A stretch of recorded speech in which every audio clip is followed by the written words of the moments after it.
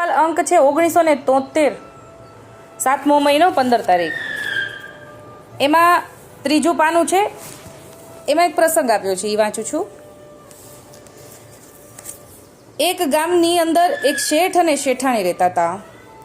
બંને વૈષ્ણવ હોવાથી ઘરે સેવા પધરાવીને પ્રભુને રૂઢી રીતે સેવા કરતા. ઘરે દોમ સાહેબી હતી. નોકર, ચાકર, દાસ, દાસીઓ શેઠની તહેનાતમાં ઘણા હતા. પોતાની પેઢીમાં વેપાર પણ સારો ચાલતો હતો.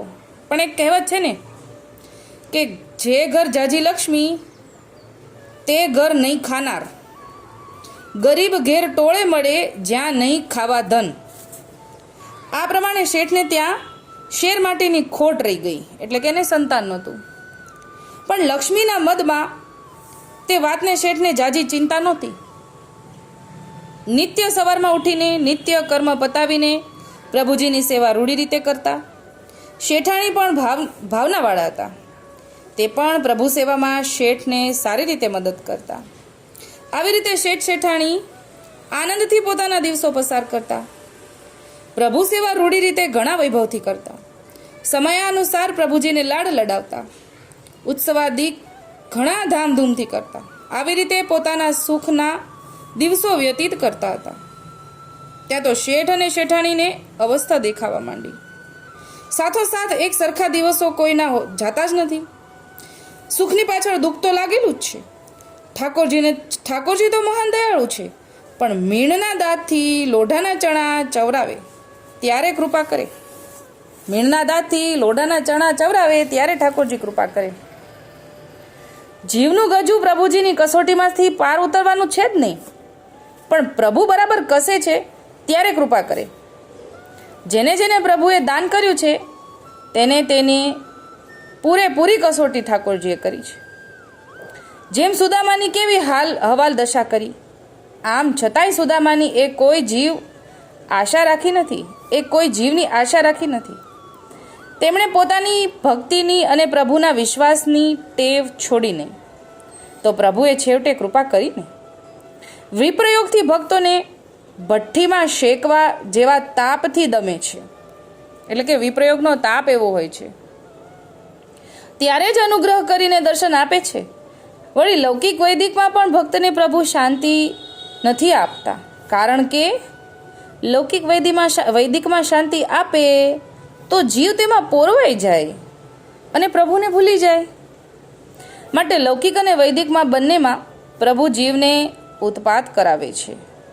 આમ છતાંય જીવ અડગ શ્રદ્ધાળુ રહે તો કૃપા કરે. એટલે અહીંયા એમ સમજાવે છે કે લૌકિક જો ઠાકોરજી સારું રાખ્યા કરે તો જીવ લૌકિકમાં વળગ્યા કરે. લૌકિકમાં મજા આવે તો ઠાકોરજી ભૂલાઈ જાય.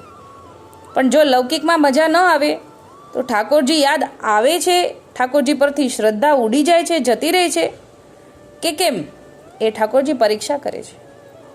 અહીં શેઠને ધીરે ધીરે વેપારમાં ખોટ આવવા લાગી અને પૈસે ટકે ઘસાવા લાગ્યા. લક્ષ્મી તો ચંચળ છે, આજે અહીં તો કાલે બીજે. એ પ્રમાણે લક્ષ્મી દેવીએ શેઠને પાટું મારી દીધું કે શેઠ કડભર થઈ ગયા. કાલે જે શેઠ તાલેવાન હતા તે આજે ભિખારી બની ગયા. કાલે શેઠ લક્ષ્મીપતિ કહેવાતા તેના ઘરે આજે નિર્ધનતાના પગરણ મંડાયા. પોતાની સજ્જનતાને સંભાળી શેઠે પોતાના બંગલા, વાડી, ગાડી સઘળું વેચીને લેણદારોને પૈસા ચૂકવી દીધા. સુખ દુઃખ મન માનવ આણીએ ઘટ સાથે ઘડ્યા, અને હરખને શોકની જેને નહીં એડકીને આઠે પોર આનંદ. એ પ્રમાણે પોતાના મનને મનાવીને એક દિવસ શેઠ અને શેઠાણી ગામમાં રાત્રિનું સામ્રાજ્ય વ્યાપ્યું. એવા સમયે પોતાના સ્વપ્રભુને એક ઝાંપીજીમાં પધરાવીને ઘર બાર તો હવે પોતાનું હતું જ નહીં, રહ્યું હતું નહીં, એનો વેચીને ત્યાગ કરીને બંને પ્રભુના સ્મરણ કરતા ચાલી નીકળ્યા. વ્રજની વાટ લીધી કે જ્યાં સદૈવ પ્રભુજી બિરાજી રહ્યા છે. સારું રમણીય સ્થળ જોઈ ત્યાં પર્ણકુટી બનાવીને રહેવા લાગ્યા. અને પ્રભુ કૃપાએ જે કણકો મળે તે પ્રભુને આરોગાવીને પોતે લેતા. પ્રભુની સેવા રૂઢી રીતે કરતા અને પ્રભુ ભજનમાં તદ્રુપ રહેવા લાગ્યા. શેઠ અને શેઠાણીને જ્યારે પોતાના સારા દિવસો હતા, ઘણા દાસદાસીઓ પોતાની તહેનાતમાં રહેતા, આવી સુખ સાહેબીમાં જે આનંદ, પ્રેમ, તદ્રુપતા ભાવ નહોતા જડતા ને, તે અત્યારે આવા કષ્ટમય દિવસોમાં આવીને નિર્ધનતામાં પણ બહુ આનંદ અને પ્રેમ મેળવી શક્યા. કેમ? કારણ કે જ્યાં લક્ષ્મી ત્યાં મદ, અહમ, માન, મેં, મોટાઈ આવા અનેક પ્રકારના લૌકિક આવરણો હોય છે. પણ નિસાધનતામાં જે આનંદ છે ને, એ બીજામાં ક્યાંથી? પ્રભુ પ્રેમ ભૂખ્યા છે. જ્યાં પ્રેમ ત્યાં પ્રભુ, જ્યાં પ્રભુ ત્યાં અષ્ટસિદ્ધિ હોય જ, એમાં નવાય શું? આમ મન વાળીને શેઠ શેઠાણી આનંદમાં દિવસો વિતાવે છે. ત્યાં એક દિવસ શેઠ શેઠાણીને કહે કે સાંભળ, અત્યારે શ્રાવણ માસ ચાલે છે, એમાંય વ્રજનો શ્રાવણ માસ, એટલે શું બાકી રે? મંદિરે મંદિરે કેવા વૈભવથી પ્રભુ હિંડોળા ઝૂલે છે. એ સાંભળીને મને આપણા વૈભવના દિવસો યાદ આવે છે અને મને એમ થાય છે કે આવા શ્રાવણ માસમાં આપણે કેવા પ્રભુને લાડ લડાવતા, નિત્ય નવા નવા હિંડોળાઓ માણસો પાસે ભરાવતા અને પ્રભુને ઝૂલાવતા. જો આ વાતમાં એક વાક્ય, એક શબ્દ ધ્યાનમાં લેવા જેવો છે કે હિંડોળા માણસો પાસે ભરાવતા અને પ્રભુને ઝૂલાવતા. એટલે કે હિંડોળો ભરવા માટે માણસો હતા, એટલી બધી જાહો જલાલી હતી. અહીંયા આપણને એ ભાવ સમજાવે છે કે પોતે જ સેવા કરવાની. હવે આપણને ધીરે ધીરે આગળ આવશે. કેવા વૈભવથી પ્રભુને લાડ લડાવતા એ દિવસો મને યાદ આવી જવાથી મારું હૃદય દુખાય છે. ત્યારે શેઠાણી કહે, અરે શેઠ, એક સરખા દિવસ કોઈના જાતા નથી. આજે જેને દુઃખ માનીએ એવા દિવસો દુઃખ થઈને ઊભું રહે છે. સુખ પાછળ દુઃખ અને દુઃખ પાછળ સુખ, એ તો સંસારની ઘટમાં ચાલ્યા જ કરે. માટે તમે હૃદયમાં દુઃખ ન લાવો.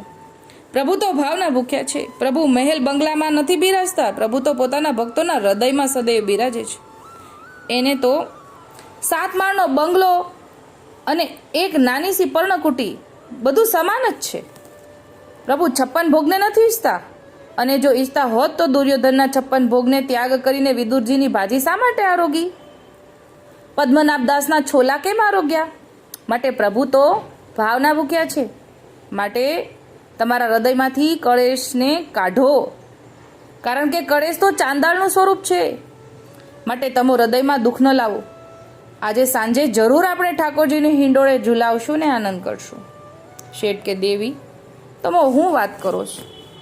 પણ તે બનવી બહુ મુશ્કેલ છે, કારણ કે પ્રભુને હિંડોળે ઝુલાવવાની તમે વાત કરી રહ્યા છો, એ કેમ બને? આપણી પાસે હિંડોળો છે જ ક્યાં? આ નાની એવડી ઝૂંપડી માંડ છે, એ ક્યાંથી સગવડ થાય? શેઠાણી કે શેઠ, કોઈ વાતની ચિંતા તમે ન કરો. સાચો ભાવ હશે તો જરૂર ઠાકોરજીને હિંડોળે ઝુલાવશું. અત્યારે તમે ભોગ ધરી અને પ્રસાદ લઈને જરા આરામ કરો. ટાઈમ જતાં વાર લાગતી નથી. સાંજ પડી. શેઠાણીના હૃદયમાં એક સ્ફૂર્ણા થઈ. શેઠાણી બોલ્યા કે ઉઠો, ઊભા થાવ, પ્રભુજીને હિંડોળે ઝુલાવીએ. ત્યારે શેઠ હજરત પામીને ઊભા થયા. ત્યારે શેઠાણી કહે, લાવો તમારો જમણો હાથ.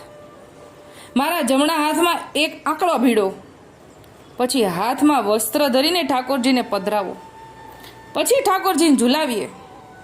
જો આપણને આ શીખવાડે છે સ્ત્રી કે આનંદ છે ને એને પૈસાની જરૂર નથી, હૃદયમાં હોય છે, હૃદયમાંથી પ્રગટે છે. શેઠાણીએ કહ્યું તેમ શેઠ કરવા લાગ્યા અને ઠાકોરજીને બંને હાથના આંકડામાં ભીડીને ઝુલાવા લાગ્યા. દર્શન કરતા શેઠને આનંદ થયો. થાય જ ને, કારણ કે શેઠ શેઠાણીને નિસાધન દશા છે.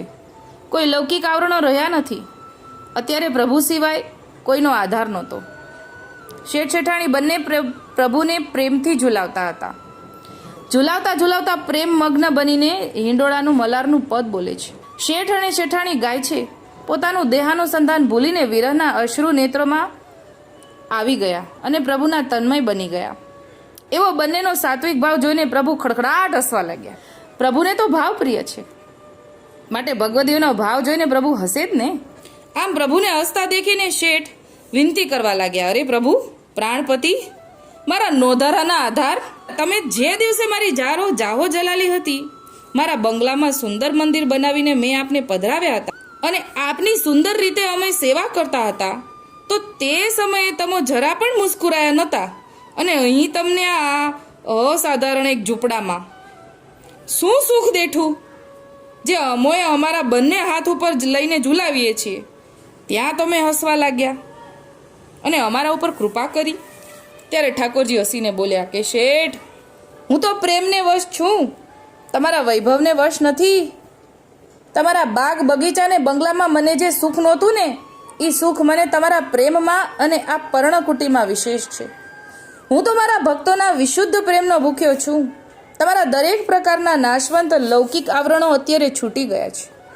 કેવળ પ્રેમમય બનીને મને હિંડોળે ઝૂલાવા લાગ્યા, જેથી મને હસવું આવી ગયું કે વાહ, તારી ભક્તિને ધન્ય છે. તારા જેવા ભક્તોના નયનમાં હું સદાય ઝૂલી રહ્યું છું. માટે કહ્યું છે કે દેહથી થતા સાધનો કમજોર હોય, તેમાં શક્તિ અમુક જ પ્રમાણમાં હોય. ઇન્દ્રિયોથી થતું જ્ઞાન પણ વિશેષ બળ ન ધરાવી શકે. ભક્તિ અને પ્રેમ અને તે દેહ કે ઇન્દ્રિયોથી સિદ્ધ થતો નથી. પ્રેમ તો માત્ર મનનો જ ધર્મ છે, અને મન વિશાળ અને સૂક્ષ્મ પણ છે. શ્રવણ કીર્તનાદી નવધા ભક્તિ તો બીજી ઇન્દ્રિયોથી થઈ શકે, પણ પ્રેમ ભક્તિ તો મનના જ હાથમાં છે. આ પ્રસંગ ઉપરથી સાર એ લેવાનો છે કે થોડું બને પણ પ્રેમથી બને તે ફળરૂપ છે. ખૂબ કરે છે એવું દેખાય પણ પ્રેમ ન હોય તો મૃગજળ સમાન છે. જેમ ખાબોચિયામાં થોડું જળ હોય પણ તે પીવાથી શાંતિ થાય છે, તેમ જે બને તે પ્રેમ અને આરતી તદ્રુપતાપૂર્વક થાય ને તો પ્રભુને સંતોષ થાય, જીવને પણ આનંદ થાય. મૃગજળ મોટો સમુદ્ર હોય એવું દેખાય પણ એ કશા જ કામનું નહીં. આમ જાણે ઉપલક ક્રિયા બહુ દેખાય પણ આરતી કે સ્નેહ નહીં હોય તો તેનું ફળ કાંઈ જ નથી, એવું સમજાવ્યું. તો અત્યારે આ વાતમાં આપણને સમજાવ્યું કે જ્યાં સુધી નિસાધન દશા આવતી નથી ને જીવને,